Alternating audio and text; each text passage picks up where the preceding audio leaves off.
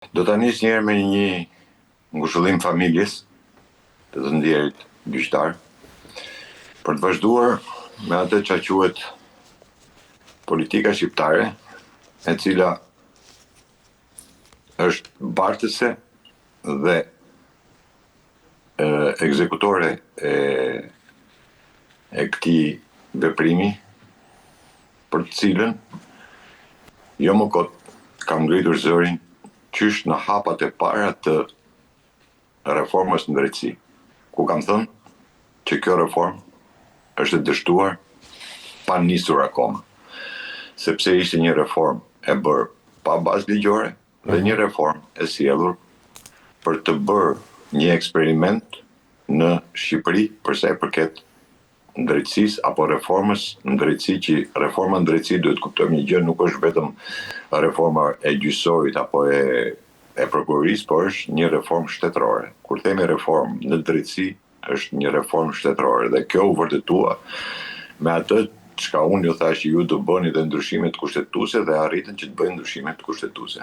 Ishte një reformë e stisur nga Sorosi për ta bërë një eksperiment se si funksionon në një vend dhe realisht arritën ta bëjnë. Ngjarja nuk është e papritur, ndoshta në këtë lloj përmasash apo në këtë lloj dimensioni ku atentati të kryej në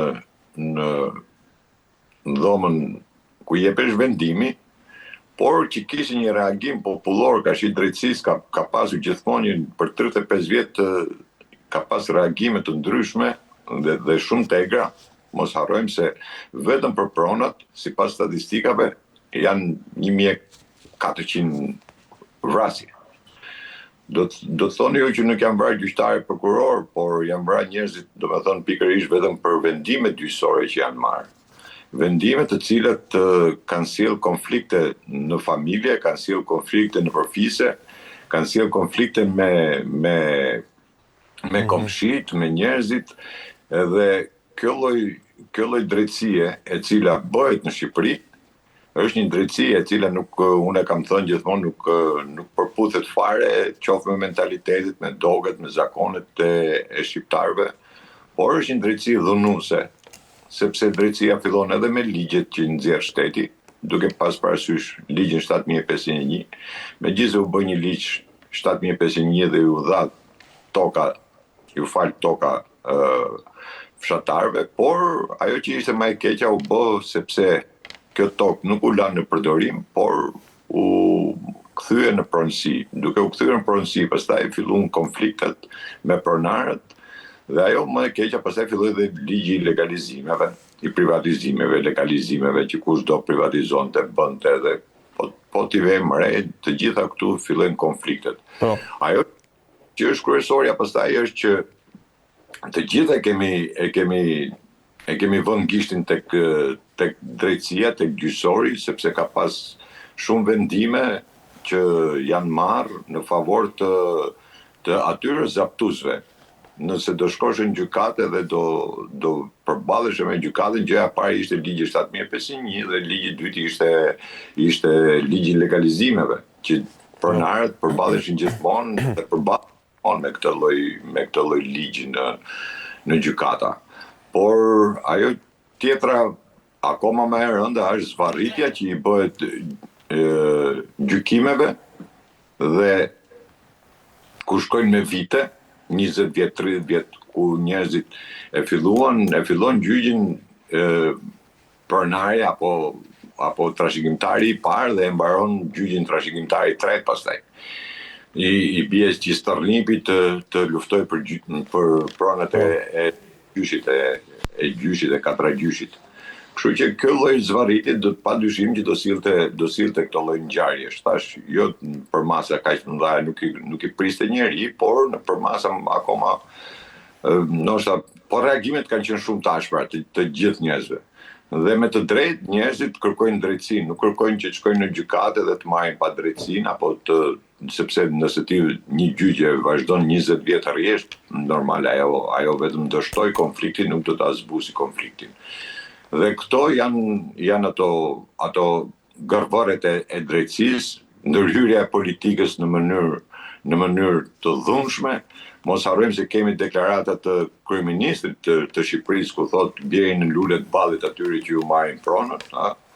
Kjo është deklaratë publike e kryeministrit, ka deklarata të politikanëve, të gjithë politikanëve, pa përjashtim të asnjërit, ku ju drejtohen gjyqtarëve, prokurorëve, në petkun e politikanit, në petkun e shtetarit, ata ju drejtohen gjyqtarëve dhe prokurorëve për vendime të cilët prekin direkt ata vetë personalisht edhe fillojnë sulmojnë prokurorë gjyqtarë. Mirë, po nëse ti thua një organizatë kriminale, këta janë organizatë kriminale, e cilëson gjyqësori në këtë lloj forme, patjetër që ai i lindë drejt atij qytetarit pastaj të veprojë në këtë lloj forme. Apo edhe në forma më të buta, apo nuk ka rëndësi. E rëndësishme është kundërshtia që bëjnë, sepse e gjen bazën tek politika dhe tek shtetarët të cilët e sulmojnë, patjetër sulmojnë drejtësinë. Dhe pjesa tjetër pastaj ishte harta gjyqësore që i solli gjithë këtë kaos, që hoqën gjykata nga rrethet që këta i quajnë rrethet vogla. Dhe ajo që u bë pastaj më e keqja akoma u bë që të gjithë gjykatat e apelit u kthyen të gjitha dhe u bë një ngarkesë shumë e madhe e gjyqtarëve. Por kjo nuk legjitimon atë vrasjen, por nuk legjitimon as atë që këta mendojnë sepse dëgjoj nuk kemi siguri, se i dëgjova të gjithë ta gjyqtarë, prokurorë që thonë nuk kemi siguri, prandaj japim këto vendime, ne jemi në trysni, çfarë trysni e kanë? Nëse ti zbaton ligjin, nëse ti nuk i sorrollat njerëzit, nëse ti seancat i mbyll shpejt e shpejt, konform gjithë ligjeve, unë nuk jam mbyllë shpejt e shpejt kotën, por nëse ti i mbyll këto seanca në mënyrë të rregullt dhe ti e zbaton ligjin në mënyrë të rregullt, nuk ke pse të kesh frikë dhe nuk je i trysnuar nga askush, nëse ti nuk ke rishfete, po mos harrojmë se gjithë ta që kanë ikur nga Vitingu sipas tyre të paktën, të gjithë kanë ikur për çështje korrupsioni, pra pasuritë me ramencë të gjyqtarëve dhe të prokurorëve. Me 10 shtëpia, me vila, me një tjetër, si bën këta. Pra, duhet ta shohim në tërësinë gjën dhe mos ta gjykojmë thjesht si një vrasje. Vrasja ishte për të vrarë drejtësinë, domethënë, të drejtësi të padrejtë, po ta marrim. Jo pse u godit gjyqtari, por që bëhet në ambient të gjykatës dhe mos harrojmë se personi i cili e ka vrarë ishte një jurist, një djalë që kishte marrë juridikun dhe e dinte mjaft mirë ligjin dhe shkon dhe godet në zemër të drejtësisë. Pra, duke vërtetuar edhe një herë që kjo drejtësi është e padrejtë për shumë pronar, sidomos çështja e pronave është një nga çështjet më të prekshme dhe një nga gangrenat që është bërë në Shqipëri. Çështja e pronave është gangrenë në Shqipëri. Dhe nuk mundet absolutisht asnjë vend nuk mund të ecë përpara nëse çështjen e pronave nuk e ka të zgjidhshme. Po të shifti një kryeministër i cili i fal 30 hektar, 50 hektar një individi, dhe pronarin nuk i jep absolutisht asgjë. Pronarin e nxjerr përjashtë. Domethënë, këtu fillojnë ato ligjet që bëjnë po këta deputet që bëjnë të ligje, po këta deputet që e aprovuan kushtetutën me 140 vota, po këta deputet që kanë aprovuar ligje nominale, po këta qeveritar, po ky kryeminist që ka bërë edhe ligjen me emra personash, siç është rasti i shëmbjes të Adrit, dhe ja dha fushës për të nxorri ligj për fushën, për të bërë ndërtimin e thash, domethënë këtu korrupsioni është galopant, por nuk është korrupsion që e bën populli, është korrupsion që e bën sistemi. Pra ti duhet të jesh në sistem që ta bësh korrupsionin, se populli çfarë korrupsioni do bëj. Nuk populli shkret është i detyruar të paguajë të drejtën e tij, për të blerë drejtën e tij, unë e kam thënë, për të blerë drejtën e tij duhet paguash për të marrë drejtën tënde. Kjo është katastrofë. Kjo është, domethënë nuk e di. I pash të gjithë që delnin lot krokodili, i pash të gjithë që ishin në atë, u kapshin të gjithë të ajo që pse u fut arma, si u bë ai që ka dalë mendje me do të vrasë, qoftë aty, qoftë në shtëpi, qoftë kudo, merr vendim kryeministi për t'i shtuar rojet, për t'i bërë Dumanit një një nder tjetër për t'i dhënë edhe një 3 vjet bodyguarda me vete. Po, sipas ndryshimeve të dieshme, po. Se ti ke zbatu ligjin, nuk ka, dëgjoj, nuk ka njeriu, paktën ne e shohim edhe në përgjykata. Kur vjen puna, ai që nuk ka drejt sado, ai mund të paguaj, mund të bëj, por kur vjen puna pastaj kur ai që është i padrejt nuk merr veprime të tilla, ai që nuk ka të drejtë. Domethënë, ai drejtësinë e fiton vetëm nëpërmjet gjykatave. Po të shohësh për shembull rasti fundit kur u arrestuan këto banda edhe ku kishin marrë prona këta, gjithë lagësit. Po kujt ja kanë marrë këto prona? Kanë marrë para fshatarëve, ja kanë marrë. Po me çfarë ja kanë marrë? Po me vendime gjyqësore. Po ku janë këta gjyqtar? Ku janë këta gjyqtar? A pra këta gjyqtar që e kanë atë po fati keq që i ndodhi këtij. Dakor, jam. Nuk pajtohem tash edhe herë me këtë. Por tek e fundit ai kanë marrë me vendime gjyqësore, ai kanë marrë duke ngris fletat e hipotekëve, ai kanë marrë prona duke i tjetërsuar edhe në arkiv shtetit, a doli që kur u bë hetimi në arkiv shtetit dolën nga Saranda deri në Durrës kanë dalë pronat falsifikuar, kanë falsifikuar dhe filmimet. Atëherë kush i bëri këto? Populli i bëri? Jo. Pushtetarët i bën. Qartë. Politikanët i bën. Dhe tashti fillojnë dhe qajnë. Jo, nuk është puna se nuk kanë siguri në gjykat. Jo. Nëse nuk ka drejtësi në gjykat. Dhe ata asnjë nuk dëgjova që të thoshte ore ne jemi këtu sepse po japim pa drejtësi. Sepse kemi 35 vjet që po i mbajmë varë këta njerëz dhe po i sorrollasin. Se janë me mira dosje janë gjykat lart kanë nga 6 vjet, 7 vjet, 8 vjet që nuk merret vendim. Po rrit 6 vjet në gjykat apelit dhe nuk marrin vendime. Dhe pastaj mas 6 vjetësh ai kujtohet edhe ta kthej çështjen për rishqyrtim në shkallë parë, pra çfarë ke bërë ti kanë hik. Po pasoja që erdhën nga heqja e gjyqtarëve, që ai ka bërë 2 vjet, 3 vjet gjyq shkallë parë, hiqet gjyqtari dhe fillon gjyqi nga e para, kur e merr gjyqtari tjetër fillon gjyqi nga e para. Pra, gjithë të sorrollate, gjithë të ecejaket, janë gjitha shpenzime, janë lodhje, janë mërzitje, janë çdo gjë, se tjetrin ti e vret, edhe kur i merr pronën e vret. Pavarësisht se vrame me plumb, po e ke vrame me ligj, ke vrame një vendim. Kështu që nuk është kaq e thjesht kjo që u bu ça u bë. Unë nuk e di pse e morën kaq të thjesht, domethënë edhe e bën u kthyen gjithë vetëm tek siguria e gjykatës. Në gjykat janë fut gjithë njerëzit. Po tjetë ashtu do të kishin 9 krime të ndryshme. Jo. Ky ishte një sinjal. Po pse nuk u bën këta kaq ashtu kur u vra Skedila Ekonomi, gjyqtari ishte. Dhe ai nuk u vra për vendime që i jepte, po u vra për pronat e veta. Se i kishin marrë pronën, pra një gjyqtar i marrin pronën. Qartë. Po një njeriu qytetar i thjesht që nuk ka mbrojtje me asnjë vend. Pra, ti shohim gjërat e çik ndryshe. Dua të kaloj tani një çështje tjetër që sërish e kemi komentuar së bashku, kandidati për kryetar bashkie të Tiranës i opozitës, që do të jetë përballë Gerta Manasirliut. Herën e fundit kur ishim bashkë këtu, më thej që duhet të dalë vetë Sali Berisha si kandidat.